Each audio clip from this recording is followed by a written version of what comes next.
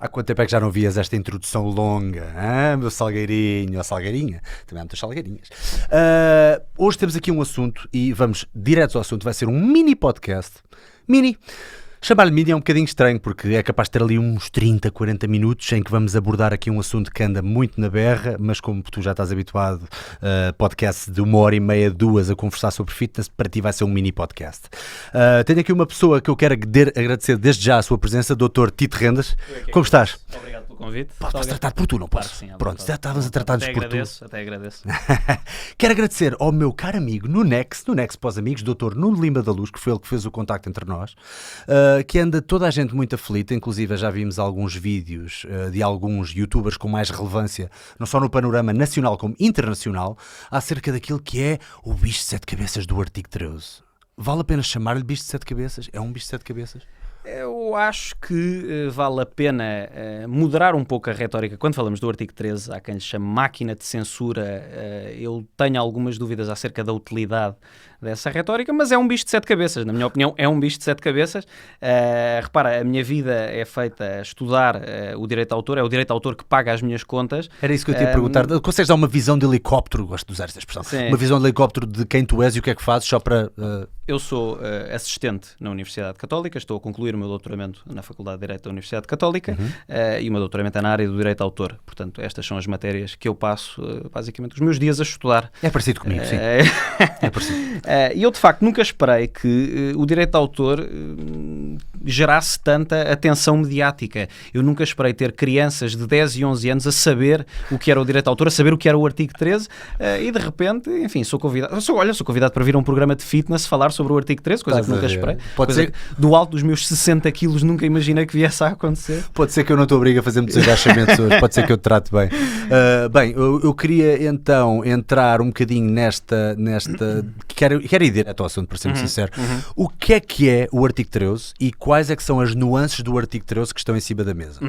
Ora, o artigo 13 é uma norma que consta de uma diretiva europeia, está a ser discutida entre as 3 instituições europeias, no caso a Comissão Europeia, o Parlamento Europeu e o Conselho da União Europeia, e que tem como objetivo, essencialmente, promover a criatividade, dando aos titulares de direitos de autor formas mais eficazes de promover ou de proteger, mais rigorosamente, os seus conteúdos. Okay. Como é que isto é feito? Essencialmente, nós obrigamos as plataformas a instalar determinadas tecnologias de reconhecimento de conteúdos, os já famosos filtros, e com isso conseguimos detectar mais facilmente vídeos do YouTube ou de outras plataformas, mas o YouTube é o exemplo paradigmático, que contém obras protegidas e removê-las. Ora, é essencialmente este o objetivo do artigo 13. Qual é que é a ideia? A ideia é, através destas tecnologias, fomentar a correta aplicação de acordos de licenciamento. É dizer assim, as plataformas como o YouTube, o Facebook, o Reddit, etc., que contêm quantidades significativas, é esta a expressão que é utilizada numa das versões do artigo 13, quantidades significativas de material carregado pelos utilizadores, portanto, em inglês, User Uploaded Content Platforms, como o YouTube, lá está o exemplo paradigmático.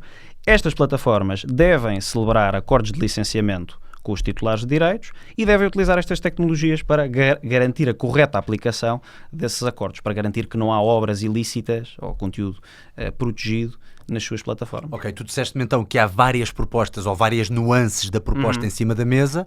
Isto ainda está... Em que ponto é que estamos da situação? Foi aprovado, mas ainda não se sabe se vai para a frente? Em janeiro é que há qualquer celebração de final do...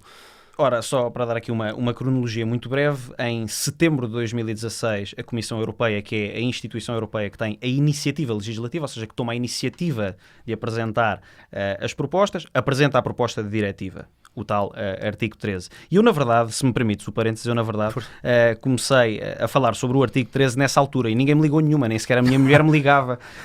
E, de repente, os youtubers fizeram vídeos sobre o assunto e está nas notícias. Portanto, enfim, o meu agradecimento aos youtubers porque criaram alguma atenção aqui em torno de uma norma que eu sempre achei problemática. Foi também por isso que eu te chamei, porque o que é mais fácil é trazer aqui um advogado ou alguém que sabe falar muito sobre as leis, mas se calhar depois não sabe que é o anti, o PewDiePie e isso chateia-me. Portanto, é assim, vou ter que fazer um teste. Quantos users... Qual é que é o melhor vídeo do ano para ti? Estou a brincar contigo. O do artigo 13. O do artigo 13. Pronto, vou. Continua, desculpa. E então, a Comissão apresenta esta proposta em 2016.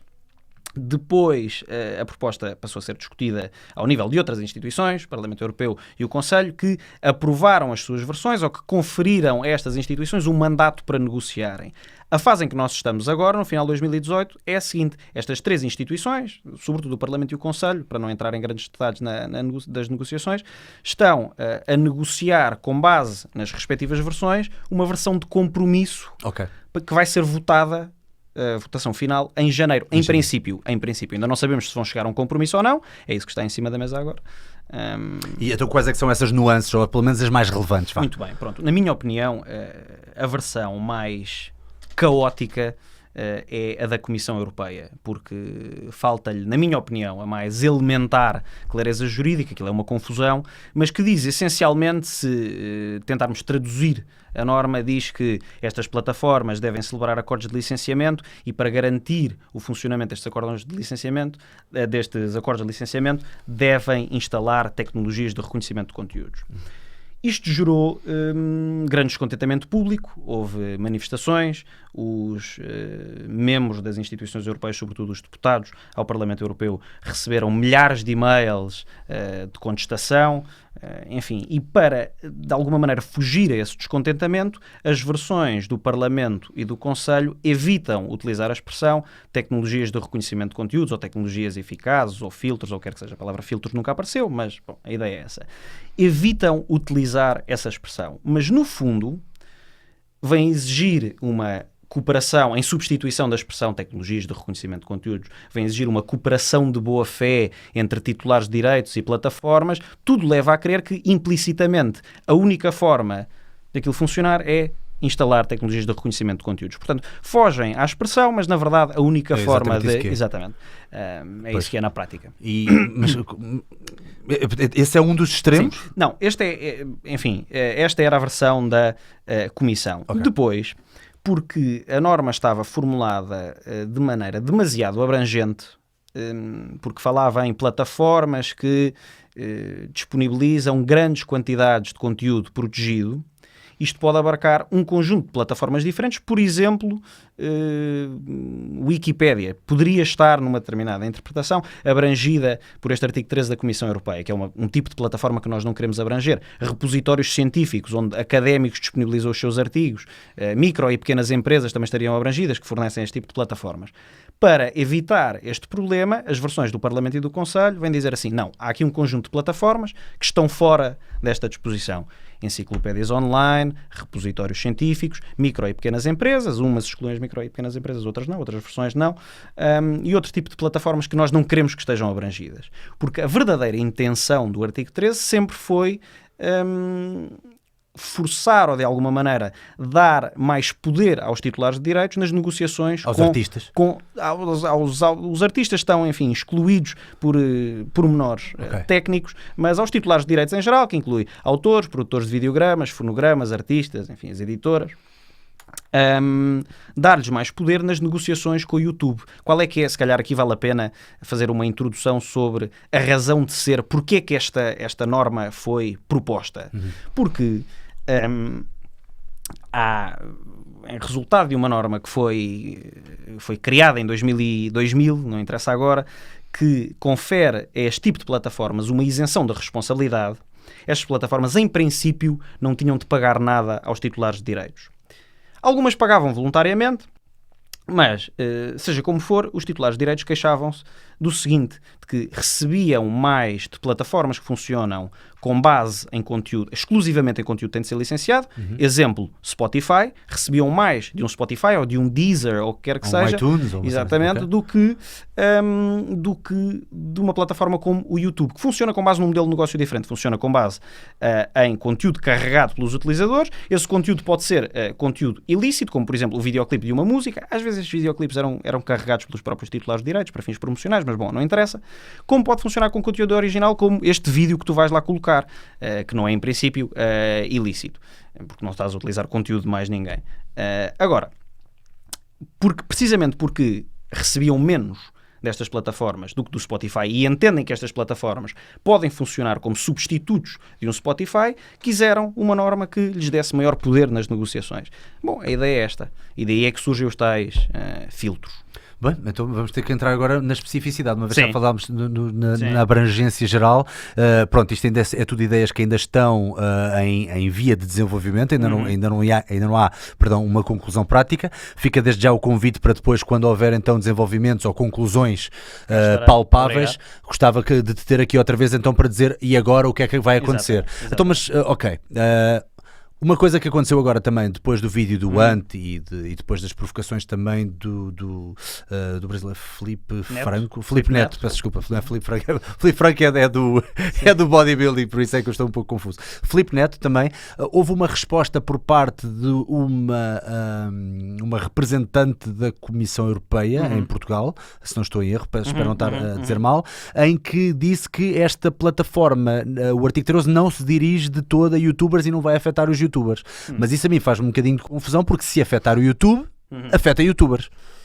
Eu diria que a carta de resposta tentou de alguma maneira apaziguar as preocupações dos youtubers, mas não foi muito feliz. Não foi inteiramente esclarecedor. Eu diria que não foi inteiramente esclarecedora. Foi um esforço meritório, mas não inteiramente esclarecedor. Porquê? De facto, a norma dirige-se efetivamente às plataformas como o YouTube. A ideia da norma não é andar a perseguir youtubers. Agora, como tu disseste muito bem, se nós, de alguma maneira, afetamos o YouTube, de forma direta ou indireta, estamos a afetar os próprios youtubers. Agora, a pergunta é, como é que isto pode afetar os youtubers? Que consequências é que isto tem para a vida diária deles, para o conteúdo que eles carregam?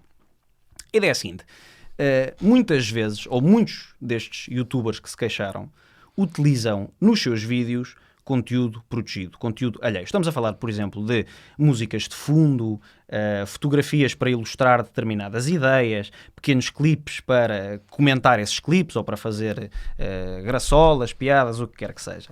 A questão é, este vídeo é carregado, vamos imaginar, num cenário em que o artigo 13 já está em vigor, não sabemos bem em que versão agora, mas em que há um destes filtros a funcionar, que de alguma maneira já existe, porque o YouTube já tem o Content ID a funcionar, não é bem um filtro, mas bom, vamos imaginar que o artigo 13 é aprovado. O que é que pode acontecer? Este vídeo é carregado, o vídeo esbarra no filtro, porque o filtro detecta conteúdo protegido que foi previamente enviado pelos titulares de direitos de autor. Como é que funcionam estas tecnologias? Os titulares de direitos pegam no seu conteúdo. Então a malta é que tem que se chegar à frente primeiro. O detentor da Exatamente. O que tem importantes implicações práticas e já lá vamos. O titular dos direitos de autor envia o conteúdo, alimenta o filtro, exatamente, alimenta a base de dados, a tal biblioteca de obras protegidas e diz assim, isto aqui é meu, sempre que aparecer algum conteúdo que corresponda a este, eu sou o titular deste conteúdo, o outro é para ir abaixo. Pronto, a ideia é esta. Se o conteúdo que o youtuber carregou esbarrar no tal filtro, é bloqueado. É depois dada a possibilidade ao youtuber, ao utilizador da plataforma. Então, estou a utilizar a expressão youtuber porque é a plataforma paradigmática, não é? Esbarra no filtro, o youtuber recebe uma mensagem a dizer este vídeo foi removido porque contém conteúdo protegido. Pode reclamar. E pode reclamar com fundamento na aplicação de uma exceção. Pode dizer sim. Isto porquê? Porque, para voltar um pouco ao início do direito de autor, como é que o direito de autor funciona? Dá aos autores, aos criadores de obras originais, direitos exclusivos. Diz assim, só vocês, ou só com a vossa autorização, é que outras pessoas podem copiar ou comunicar obras ao público, há outros direitos, agora não interessa, ou comunicar obras ao público, só podem fazê-lo com a vossa autorização. Exceto em alguns casos. Por exemplo, eu disse que estava a concluir a minha tese de doutoramento, certo? Eu, na minha tese de doutoramento, tenho de citar vários autores. Tenho de pegar em excertos das obras deles, citá-los, comentar, criticar, enfim, dependendo da minha posição. Eu não preciso da autorização destes autores para fazer a citação. Porquê? Porque a citação está protegida por uma exceção. Repara que eu estou a reproduzir obras alheias, ou excertos de obras alheias, mas posso fazê-lo sem autorização porque há uma exceção que permite fazer. Outra exceção, e que é de especial importância para o YouTube, é a exceção de paródia. Eu posso pegar em conteúdo alheio e fazer uma paródia, fazer uma obra de conteúdo humorístico sem pedir autorização. Ok. E Outra- vai continuar a haver essa essas margem? essas exceções continuam a existir. Qual é que é o principal problema? E porque é que eu acho que esta norma tem potencial para restringir de forma desproporcionada a liberdade de expressão dos utilizadores na internet? Porque estas tecnologias têm dificuldade em fazer este tipo de juízo, não é? Elas conseguem identificar, é relativamente fácil identificar, depende do tipo de conteúdo, é mais fácil identificar música do que identificar imagens, por exemplo. Mas elas conseguem identificar uma música que tu, imagina, utilizaste num determinado vídeo. Não conseguem perceber em que contexto é que tu utilizaste essa música. Imagina que tu utilizaste essa música para fazer uma paródia dessa música ou para criticar essa música. Isto está protegido por exceções. Tu podes fazê-lo. Pois, a inteligência artificial deste Content ID, pronto, neste caso, neste software, Exatamente.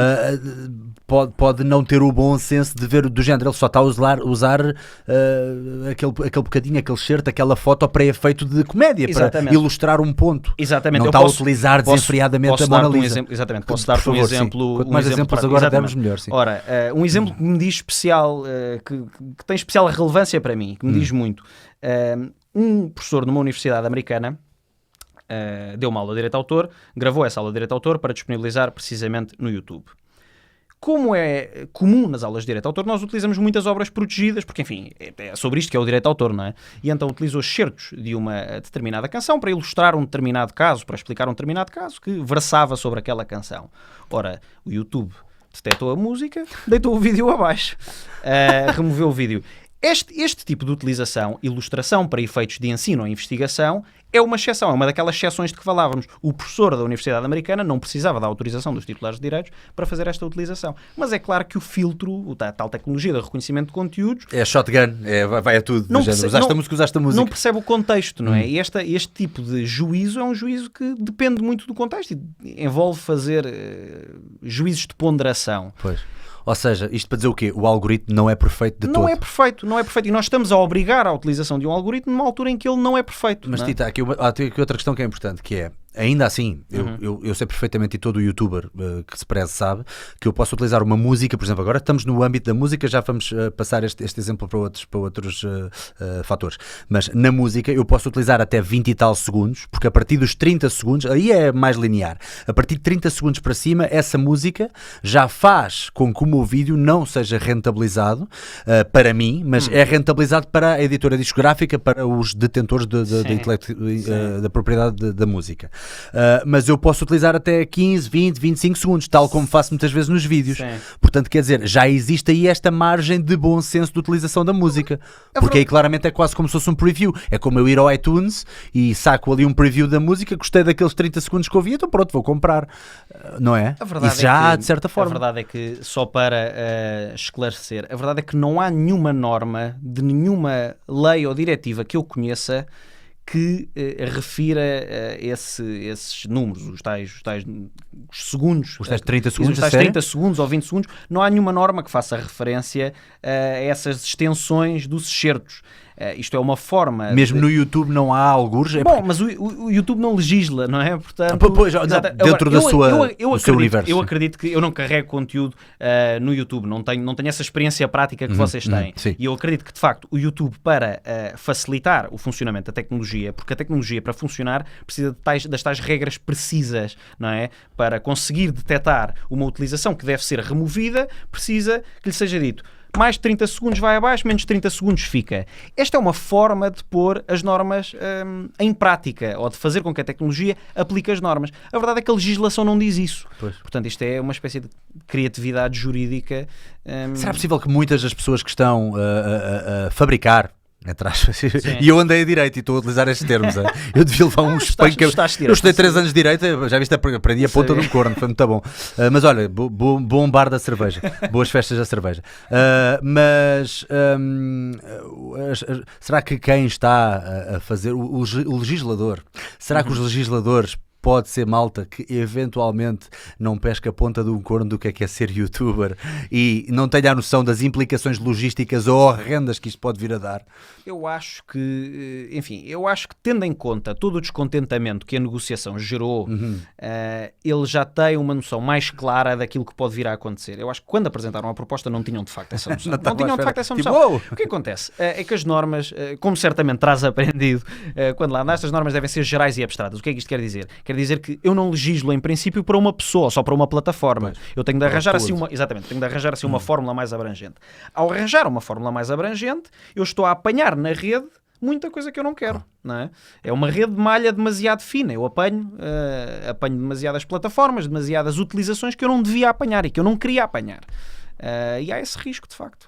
Então pronto, falámos de música, agora o mais difícil, porque lá está, uma vez que o YouTube já tem estas políticas, e eu não sei se vão, não temos então ainda, por enquanto, noção de como é que vão sofrer estas políticas, por exemplo, em relação à música, para podermos passar para fotos e para vídeos. Podemos passar para fotos e para vídeos, mas no caso da música é mais claro. Não, eu estou a perguntar se, uma vez que eu sei, por experiência própria, e mesmo por outros vídeos de youtubers que até disseram isso, que posso utilizar até 30 segundos, seria possível que com a vigência desta nova lei, deste novo artigo, passasse a menos, ou a 0, ou a 1 segundo? Pronto. A forma como o Content ID, mais uma vez, utilizando o YouTube como exemplo paradigmático, a forma como o Content ID funciona é a seguinte. O Content ID detecta a utilização de obras protegidas e envia uma notificação ao titular de direitos. O titular de direitos que previamente alimentou a tal base de dados, certo? Disse, esta obra é minha. Envia uma notificação dizendo: foi detectada esta utilização da sua obra. O que é que quer fazer com este vídeo que utilizou o seu conteúdo? Quer monitorizar a utilização deste vídeo para perceber quantas visualizações é que tem, se as pessoas gostam, se as pessoas não gostam. Quer, por outro lado, monetizar este vídeo, ou seja, ficar com as receitas de publicidade que o vídeo gera, ou quer, terceira opção, bloquear o vídeo. Portanto, não funciona na verdade como uma ferramenta que permite a monetização dos vídeos para os titulares de direitos. O que eu acho muito bem, pronto, atenção, exatamente. Que fica aqui registado, que eu acho muito bem. Eu acho que há ali uma utilização que lá está, que gera algum bom senso, seja para uma paródia, seja para uma brincadeira, ou não, ou uma coisa séria, mas que é aquela coisa de um previewzinho da música, não sei o que é para mas a partir de um determinado momento, eu acho perfeitamente, aliás, fica já aqui a saber que o vídeo da minha espargata nos carrinhos e da Enya a cantar Who can say...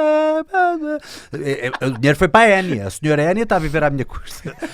Mas pronto, é importante que as pessoas saibam isso, que eu acho que, aliás, a comunidade de youtubers, neste caso estamos ainda no YouTube, a comunidade de youtubers está bastante de acordo com esta questão de claro, esta música estamos a utilizar, fica eu há pouco disse que os 30 segundos não estavam em nenhuma norma que eu conheça, mas eu também não me oponho. É uma regra do YouTube. Exatamente, eu também não me oponho a que se utilizem estes critérios para fazer com que a tecnologia funcione e para fazer com que os titulares de direitos recebam aquilo a que têm direito. Mas de facto isto não resulta da lei, mas bom, não interessa. Agora, não funciona exatamente como um filtro, porque não bloqueia automaticamente. Permite ao criador escolher, ao titular de Acho direitos, bem. exatamente, escolher. Porque também já aconteceu, já agora desculpa, só uma parte, sim. também já aconteceu meter uma música que provavelmente aquele criador não quer e o vídeo ser mesmo bloqueado. Aparece lá a dizer bloqueada na Alemanha, ou bloqueado no mundo inteiro, ou bloqueado em 32 países. Exatamente. É uma possibilidade que lhes é dada. Okay. E bem.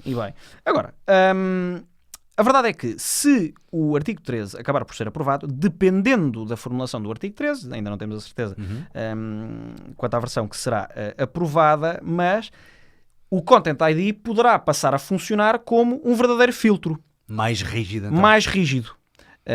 Obrigando então à remoção de conteúdo protegido, conteúdo alheio protegido. Isso é uma merda. Tenho que dizer. Acho isso uma parvoíce. E em relação a fotos, pronto, agora ainda antes dos vídeos, fotos. O que é uma foto? Eu vou sacar, e acho que foi a Bumba na Fofinha, quero agradecer porque ela também colocou no vídeo dela questões muito pertinentes, e eu até roubei aqui algumas já agora para perguntar a quem de direito. Literalmente. Gostaste?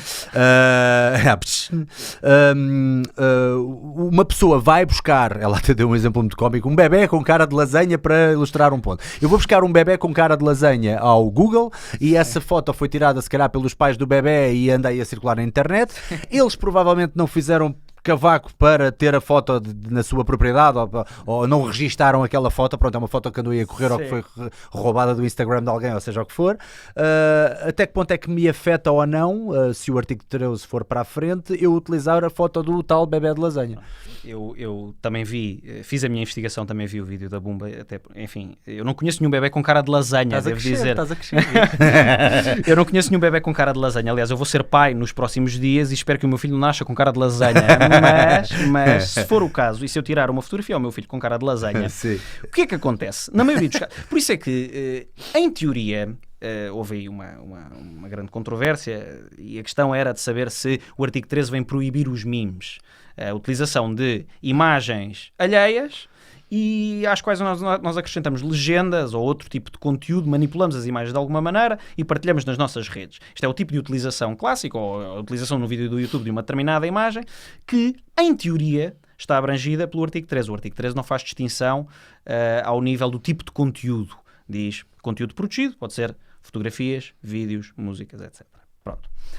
Na maioria destes casos, e precisamente porque os filtros, e isto é algo que é referido na disposição, os filtros devem funcionar com base numa cooperação entre os titulares de direitos e as plataformas. Isto é aquilo que te estava a dizer há pouco. Os titulares de direitos têm de enviar informação, têm de alimentar o filtro, têm de dizer isto aqui é meu. Quem é que normalmente faz isto? As editoras de música, os produtores de televisão, que enviam sobretudo conteúdo áudio e vídeo. A mãe do hipotético bebé de lasanha, a pessoa comum, exatamente, a mãe do faz. hipotético bebé de lasanha não vai enviar a sua imagem para a Google para alimentar o filtro do YouTube. Ninguém vai fazer isto. Portanto, em princípio, aquelas obras não vão ser detectadas pelo tal filtro. Então, à partida não haveria esse problema? À partida haveria esse problema porque... Ou poderão começar as mães dos bebés de lasanha a aproveitar-se disto e a dizer, espera aí que isto qualquer dia vale tudo. Se puder ser rentável, eu lembro-me sempre... Porque se a foto tiver graça, a possibilidade dessa foto acabar no Google e a malta utilizar em vídeos como os nossos... Não? Eu lembro-me sempre do exemplo, a mãe do... Não sei se sabes aquela imagem do Sammy the Kid.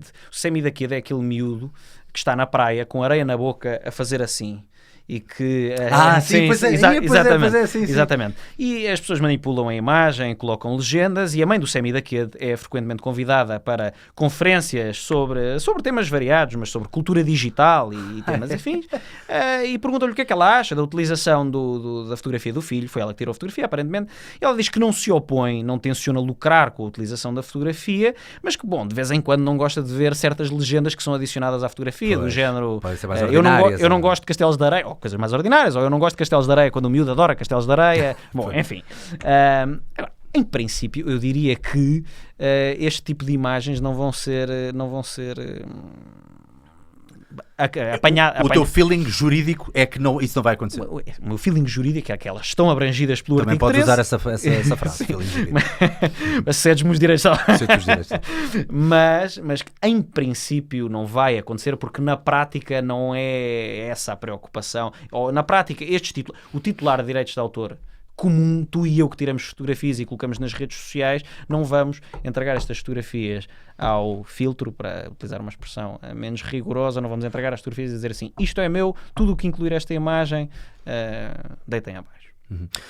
A Bumba também falou noutra coisa, que era a rapidez de execução no vídeo, porque muitos dos vídeos do YouTube vivem do imediatismo. Até que ponto é que isto irá atrapalhar uma logística e uma rapidez de execução de um vídeo? Essa é uma preocupação séria. Porque toda esta logística, de facto, quer dizer, isto vai dar muito trabalho. É verdade. Repara, esta é uma preocupação séria, porque a cultura digital e a cultura youtuber vive muito da rapidez de comunicação. Imagina que, bom, eu não sei se é exatamente este o caso, mas sai um episódio qualquer de uma série especialmente popular e um youtuber resolve comentar esse episódio, resolve criticar esse episódio e utiliza excertos desse episódio no seu próprio vídeo para facilitar a sua análise, certo? Até porque, caso contrário, a análise não funcionaria, não haveria views, ninguém queria saber do vídeo para nada, não é? Fica muito mais atrativo se eu utilizar esses excertos.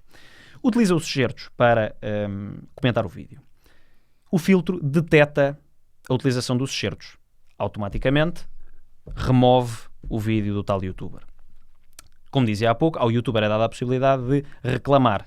E essa reclamação, dependendo mais uma vez da versão do artigo 13 que vier a ser aprovada, essa reclamação vai ser analisada por seres humanos que vão. Basicamente o youtuber vai dizer assim: é verdade, eu utilizei conteúdo protegido, mas utilizei com fins de crítica, análise, paródia, o que quer que seja. E isto lá está, cabe nas tais exceções e eu posso fazê-lo. Isto pode demorar, ainda que a norma, e uma das versões da norma diz estas reclamações devem ser analisadas de forma expedita. Mas bom, amanhã ou daqui a se calhar 10 horas já não faz sentido publicar este vídeo. Esta é uma preocupação real, não é? É que isto pode ter efeito. E o principal problema é que, uma vez aprovada a norma, nós não vamos ter conhecimento destes casos, não é? Porque são casos contrafactuais. É o que é que podia ter acontecido se a norma não existisse. Porque um utilizador do YouTube recebe, ou um youtuber recebe uma notificação dizendo que o conteúdo foi removido. Quer contestar, quer reclamar, reclama. Depois chega a hora de voltar a colocar o conteúdo e se calhar já não tem interesse em colocar o conteúdo porque já perdeu a atualidade. Portanto, nós não vamos ter conhecimento destes casos, porque os casos não chegam a ser comunicados, a não ser que haja. Então temos que dizer, temos que dar um bocadinho razão, porque até agora, com tudo o que tu me disseste, não achei que fosse assim tão exagero então o que os youtubers estavam a dizer nos vídeos. Sim, eu acho que há preocupações. Achas que foi exagerado? Por exemplo, o vídeo do Ante é exagerado? Eu acho que há determinadas expressões, determinadas referências. Eu agora não me lembro do vídeo. Sim, o acabar a internet ou o acabar o YouTube. Eu não sei se ele disse exatamente. Não é o fim da internet, não é o fim do YouTube. O YouTube não vai fechar. Agora, pode ter consequências práticas na forma como nós criamos e consumimos conteúdo digital.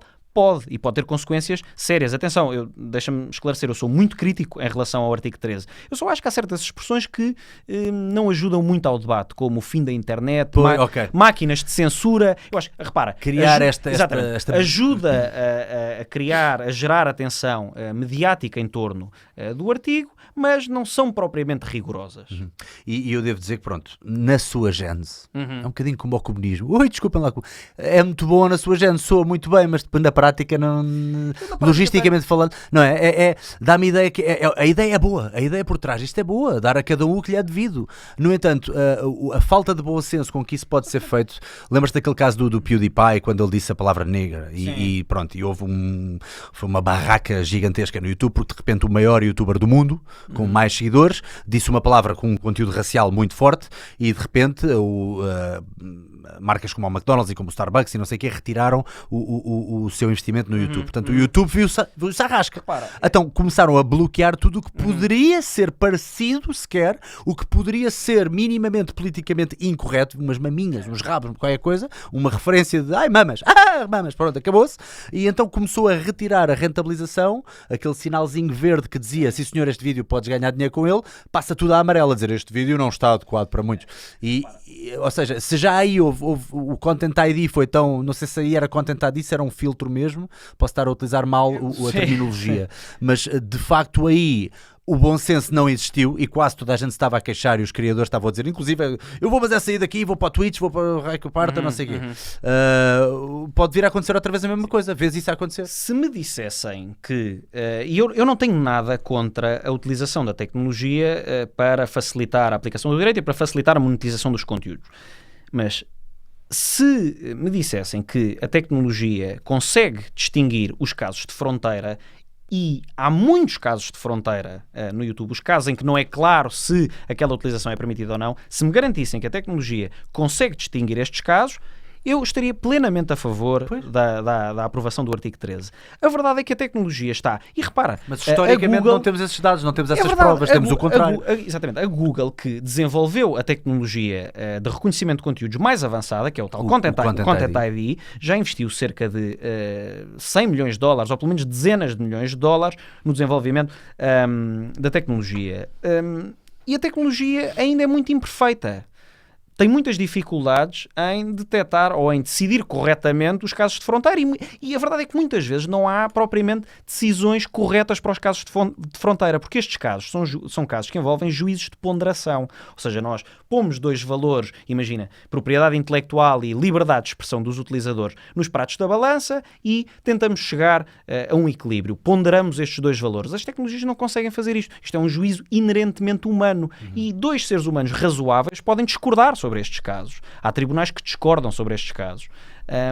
Portanto, utilizar tecnologias para decidir estes casos não me parece, por enquanto, pelo menos, não me parece a solução ideal. Para terminar, gostava só de abordar as outras plataformas, ainda não falámos nem de Instagram nem de Facebook, como é que vai afetá-los? Se calhar até vai afetar um pouco mais, uma vez que o Google é que é detentor da vanguarda nomeadamente do Content ID. O Facebook também tem tecnologias de reconhecimento de conteúdos, sim, embora conste que eu não sou engenheiro, não tenho exatamente a certeza, mas julgo que o Content ID é de facto a mais avançada.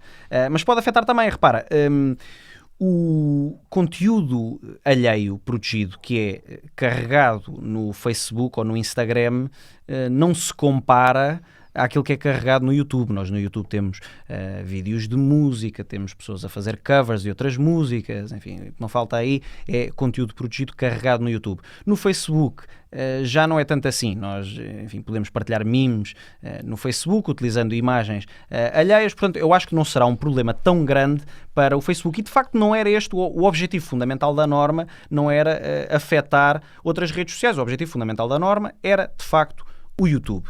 E era conseguir um poder de negociação superior para os titulares de direitos de autor nas suas negociações com a Google, que é a detentora do YouTube, só para esclarecer para aqueles que não sabem.